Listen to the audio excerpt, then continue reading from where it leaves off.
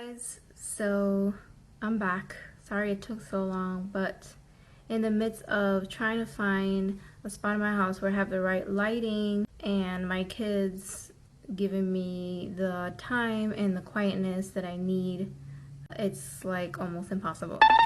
So I hope this week has been treating everybody wonderfully. I wanted to talk to you guys about the post office experience or the process to apply for the post office. Pretty much any position that you're applying for. I want to talk a little bit about applying, the actual process, the exams, the interview, etc. So the first thing I want to let you know is if you're planning to apply for the post office, do not quit your day job. I applied since March. So the process takes so long and they're so slow with everything because they do everything with a big group, like a big group at a time, that you really don't want to quit your day job. It's a long process. There's a lot of things that are involved, a lot of steps until you get all the way to training day. It took 3 months. So if you quit your job, you're going to be 3 months without getting any income. And I don't think that's going to be a good position for anyone. If you are not working and you want to apply for the post office, you're going to want to get a little something to make sure that you can keep up with your finances and pay your bills during the whole process of the post office application, because there's so many steps and it takes so long that you're going to be anywhere between 1 to 2 to 3 months before you actually get started with barely training. It's very rare that somebody starts working within 3 to 4 weeks. I mean, from my experience, it's taken 3 months. From other people's experiences, I've seen that it's taken 2 to 3 months. And I really haven't bumped into anyone that has said that it's taken less than a month. So if you're working, you don't want to quit your job. If you're not working, you got to get a little something because it's going to take a while and the bills got to get paid. You have to go to usps.com and then you have to go scroll all the way down. On the bottom, it's going to say careers. You click on that and then you scroll down and there's going to be a place where you log in or create a new account. So if you've previously applied, obviously, you're going to log in. And if you haven't, you're going to create an account. When you create an account, it's pretty much going to take you through entering your information that would be on a resume. So you're going to enter your personal information. You're going to enter your job history. It's going to ask you for school history, history of your present and past addresses. I believe it's 5 years. So 5 years worth of work history, 5 years worth of addresses. So at the end of the application or at the end of entering all the information for your profile, you're going to choose if you want to put your profile on private, which nobody be able to see it. The only people who can see it is the positions that you apply for, or you could put it public and everyone that's looking for someone or to fill a position, everybody can see it. If it was up to me, I would put it on private and on whatever I apply for, those are the people who will be able to see it because you're maybe not interested in every position. So after you're done making your profile and deciding whether you're going to put it private or public, you're going to go to the search to look for the job opportunities. My daughter's knocking on my door. And you can go to your state. I wouldn't choose a position to look for. I would just want to go to the state. It's not an option to put a city. And you're only going to be able to enter a state and a position. You don't have to choose a position. I would just click on the state and then put search. And it's going to show you all the positions that are open at the moment for that state. And you just scroll down and look for your city because it's not going to be an option for you to enter a city. So you're just going to have to look through all of them and see which city is yours or which is closest to you, and it'll have the position. So it goes by date. It'll say the date that they put it up. Every day they put up new positions or positions that haven't been filled. So you're going to want to check it every day, because every day they put new positions and you never know what city that position is going to be for. So it might be for yours and it might be the position that you're looking for, and you're going to want to apply as soon as possible, because there might be a test that is required. If there's a test required, they only allow a certain amount of people to apply.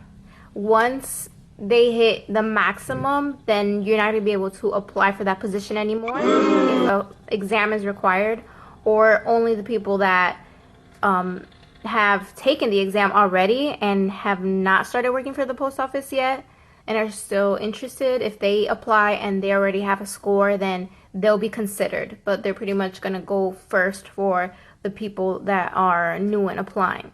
So most of the time when you apply for a position, an postal exam is required. At this point, you're going to be getting an email in a couple of days to take the characteristics online exam.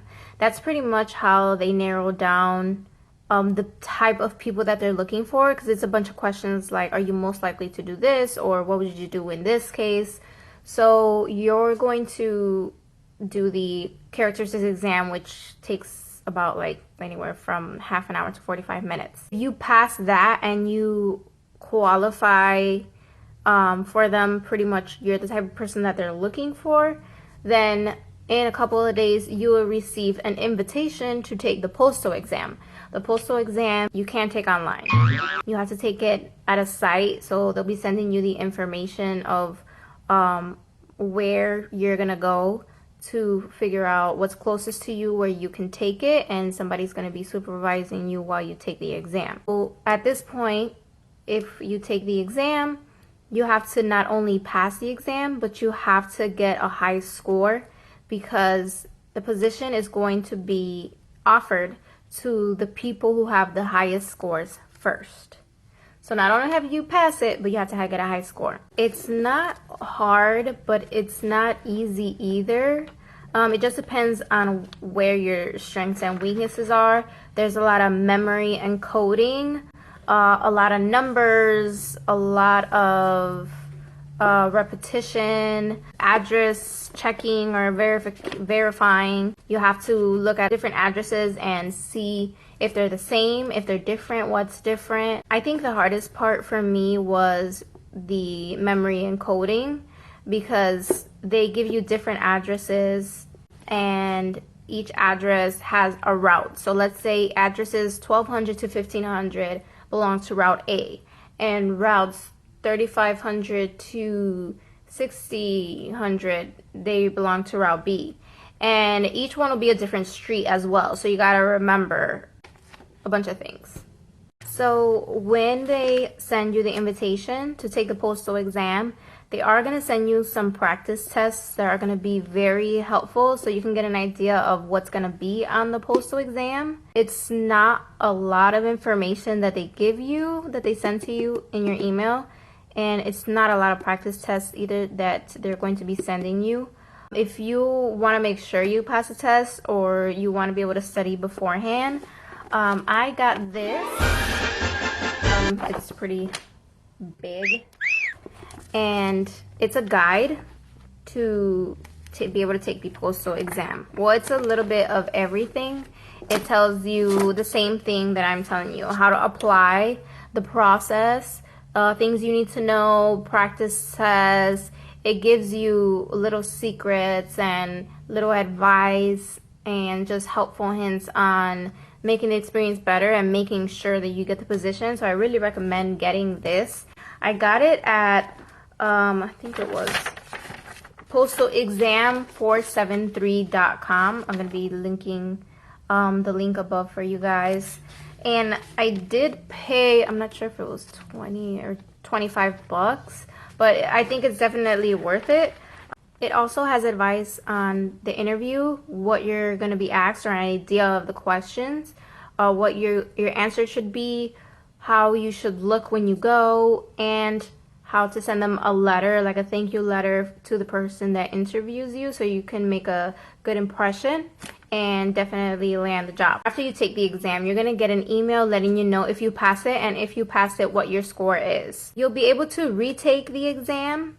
I believe it's like about 3 months after the day that you took it. If you didn't pass it, or if you want to get a higher score, you can always retake it as well. After the exam, after you pass it, you're going to be getting, depending on what score you got, again, they're going to be inviting people for the interview. So they're going to send you an email.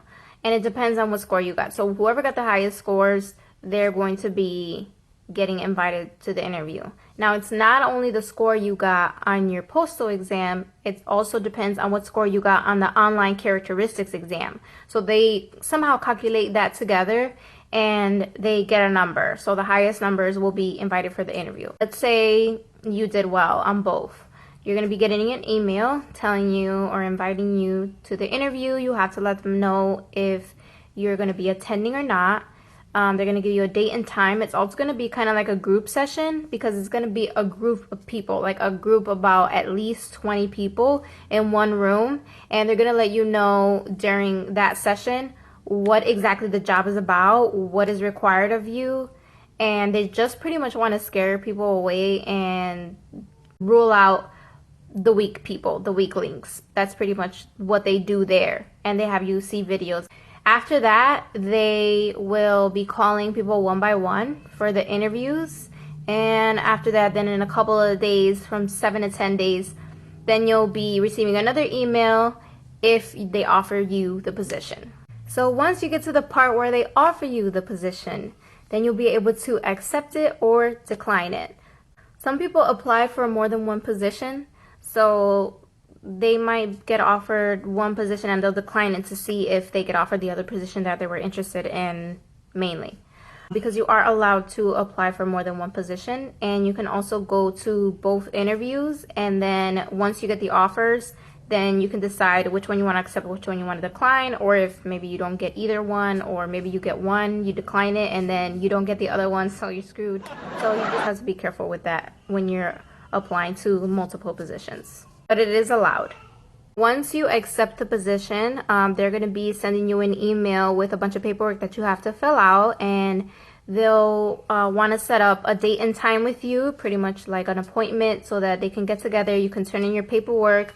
You have to get your fingerprints done, and then as long as your application is complete and there's nothing else that needs to be done, then you'll be done, and you'll just have to wait for an email for them to give you all the information for when you start your training. Even though when you turn in your paperwork, they'll give you an idea of when the day you're going to start, but that's all you have. You don't have like the times or the days or what you're going to do. They'll just give you a brief idea, so you're going to be waiting again. For example, I went and got together with them for my appointment on June 1st to turn in my paperwork. And they told me that my training starts on June 19th. And mind you, I applied since March. Don't quit your day job. So last but not least, finally, once I start training, I'll be able to update you guys. And after I actually start legitimately working, then I'll let you guys know about my experience. Did I like it? Did I not like it? Do I recommend it? Do I not? And if you guys have any questions, you could just let me know. So if you like this video, give me the thumbs up, and make sure you comment below if you have any questions or comments, and make sure you subscribe. You turn on your notifications, which is a little bell, so ring the little bell, and it'll give you the option if you want to get notifications all the time for every single video that's put up, or if you just want to get notifications occasionally. So make sure you know that, because that's kind of new. I just figured that out like today. Well, that's about it for now. Thank you for watching, and see you guys later.